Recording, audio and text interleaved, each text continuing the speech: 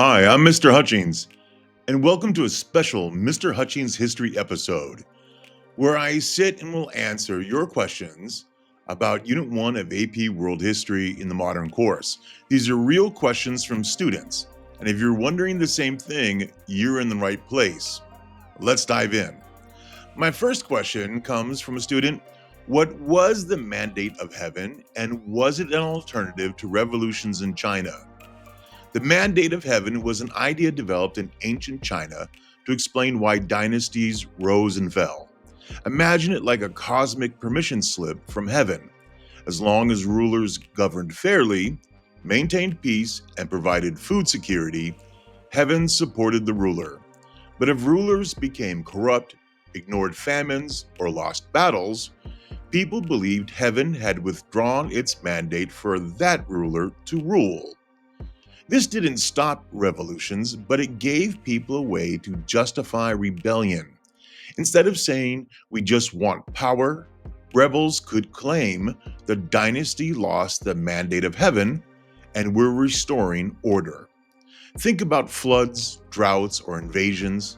To the Chinese people, these were signs that heaven was angry at the dynasty in power. So the mandate of heaven acted as a cycle. Dynasties rose with the mandate, declined with corruption, and were replaced. It didn't eliminate violence, but it gave people a framework to understand political change without saying the whole system was broken. Okay, let's go on to the next student question. What exactly is terrace farming in the Song Chinese era? And how did terrace farming improve earlier practices? A really great question, and for those of us who now live in cities, farming practices are pretty alien to us. Picture a steep hillside where water normally just rushes down when it rains. This wasted land robbed the soil of nutrients and made these areas of steep hills bad for farming, and so it was just non-productive land. Terrace farming changed this. Terrace farming turned those hills into giant staircases of farmland. Each step slowed the water and kept soil in its place. Farmers in China had used terraces earlier, but the Song dynasty from 960 to 1279 saw a population growth and it pushed people into southern China, where the land was hillier. And now, because of terrace farming, this land in southern China could become productive. Terraces suddenly became much more important because they allowed rice farming in areas that previously could not support crops. This was a game changer. Rice requires standing water, so flat surfaces are needed. By cutting terraces into hills, farmers could literally reshape the land to feed more people. That's one reason the Song era saw explosive growth. Terraces multiplied the farmland without expanding borders. Okay, I'm going to move on to another student question, and this one is about Champa rice. And the student asked, why could Champa rice be harvested twice a year while other rice only once? Were there other crops? And why was Champa rice so important? This is a pretty important question because Champa rice with terrace farming saw the enormous population explosion in China during the Song dynasty. Okay, Champa rice was imported from what is today Vietnam.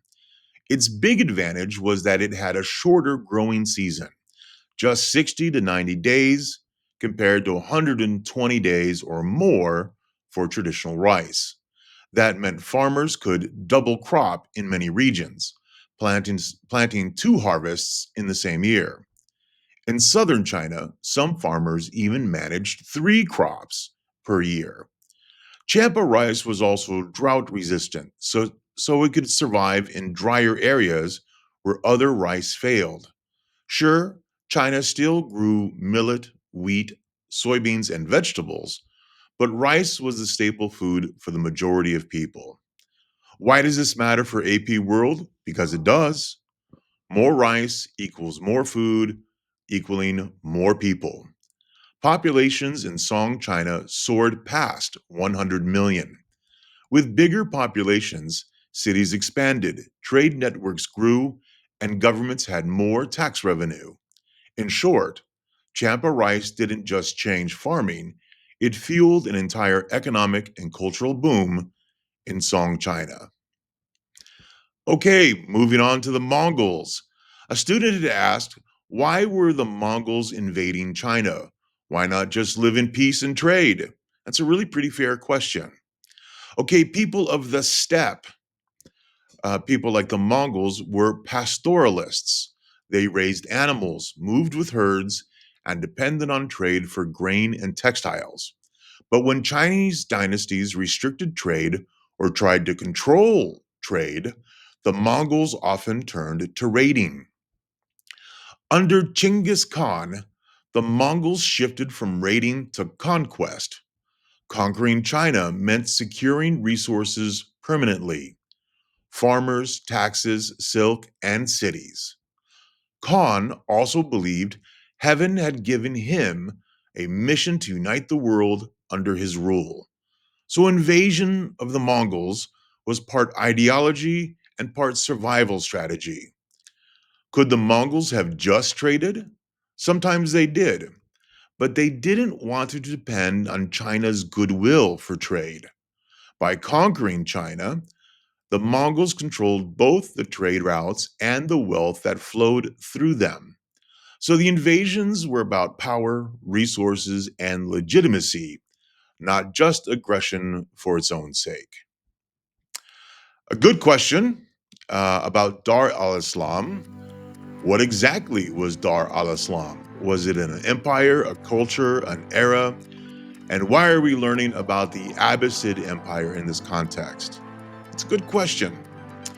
Okay, Dar Islam means the House of Islam, the lands where Islam was the dominant faith and culture. It wasn't a single empire, but a civilization connected by shared religion, law, language, and trade networks. Dar Islam was used to refer to an area just very similarly as we use terms as, say, the West or Asia, where it's not a reference to any one particular country, but a civilization which is connected by shared beliefs, shared law, shared languages, and shared trade networks. So think of Dar Islam as a region that is comprised of multiple nations that have shared values.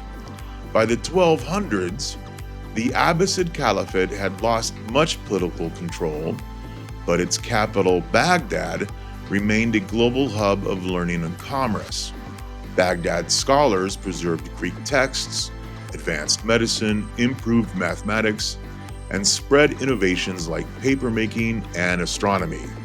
So when you study Dar al-Islam, you're really studying how a network of Muslim societies linked Africa, the Middle East, South Asia, and even parts of Europe through religion, trade, and ideas.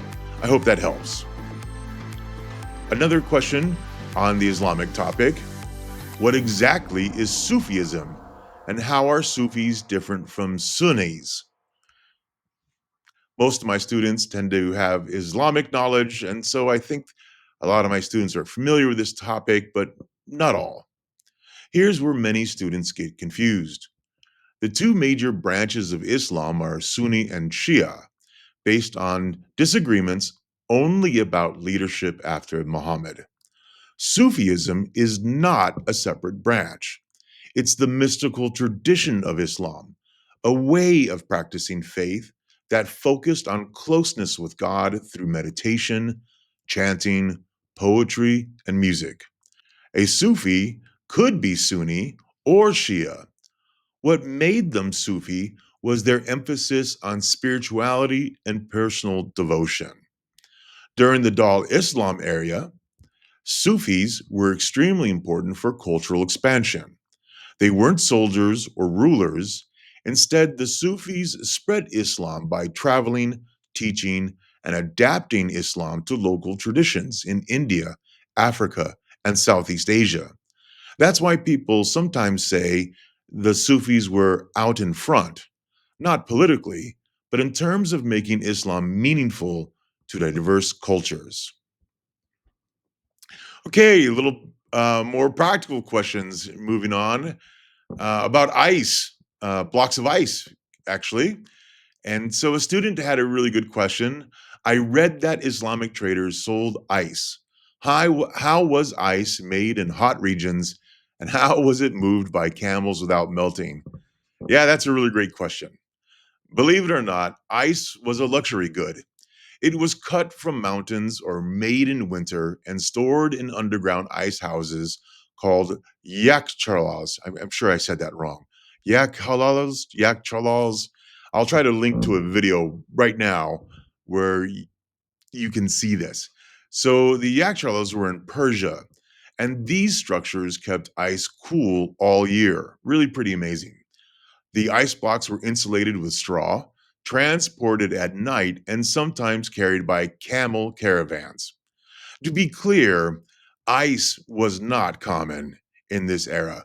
Only elites could afford it, but it shows how creative traders were. If wealthy people demanded it, someone figured out how to supply it. Even ice could be part of long distance trade networks. And it's a fair question. I would have had the same thing as a young person. Okay, getting back to crops. A student asks, why rotate crops? I read that it was done in the Dar Islamic region. What crops were used during crop rotation, and why was crop rotation innovative? All right, crop rotation means switching what you plant in a field each season. For example, one year grain, the next year legumes like chickpeas or beans. Legumes return nitrogen to the soil, keeping farmland fertile. This was part of the Islamic Green Revolution between the 8th and 13th centuries, when crops like sugarcane, cotton, and citrus, and sorghum spread across Islamic lands. By combining new crops with rotation, farmers could produce more foods for cities like Baghdad and Cairo. The innovation wasn't glamorous, but it was powerful. More food meant larger cities, more trade, and stronger governments. It's a reminder that sometimes the most important historical changes come from the field, not the battlefield. All right, that's all for today for viewer questions and answers. Keep sending your questions, drop them in the comments or through our class form.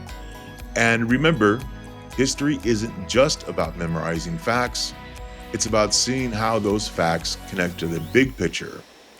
Stay curious, and I'll see you next time.